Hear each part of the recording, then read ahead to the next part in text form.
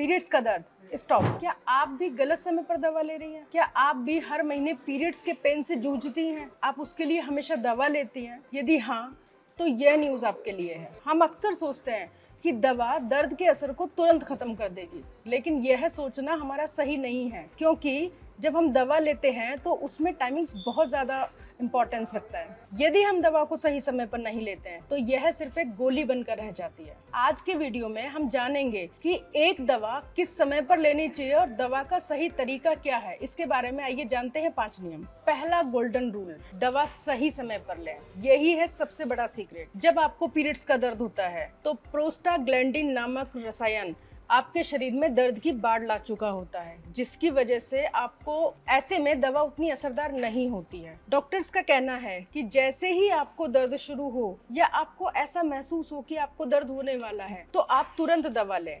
ऐसा करने से आप उस दर्द को पहले ही चरण में रोक देंगे। सेकंड रूल, क्या आपको भी पेन किलर की लत या पीरियड साइकिल बिगड़ने का डर रहता है? तो ये मिथक है। कई महिलाएं डरती हैं कि रेगुलर पेन किलर लेने से उनका मासिक धर्म चक्र जो है वो बिगड़ जाएगा, लेकिन यह सही नहीं है। सच तो यह है कि सामान्य ऐंठन या क्रैम्प उठने पर अगर आप पीरियड्स में पेन की दवा लेती हैं तो इससे ना तो आपका मासिक धर्म चक्र बिगड़ता है, ना ही आपको इस दवा की लत लगती है। इसलिए आप सुरक्षित हैं। थर्ड रूल, सबसे जरूरी है कि यदि आपको कोई क्रोनिक समस्या है तो आप सावधान हो जाइए। अगर आपको कोई क्रोनिक किडनी रोग या कोई पुरानी स्वास्थ्य समस्या है तो आप over the counter pain killer ना खाएं। इसके लिए आप अपने चिकित्सक से परामर्श करें, क्योंकि इस तरह दवाई खाना आपके स्वास्थ्य पर गंभीर असर डाल सकता है। फोर्थ रूल, सिर्फ दवा नहीं, अपनी जीवन शैली बदलें। आप अपनी दिनचर्या में नियमित योग, व्यायाम शामिल करें।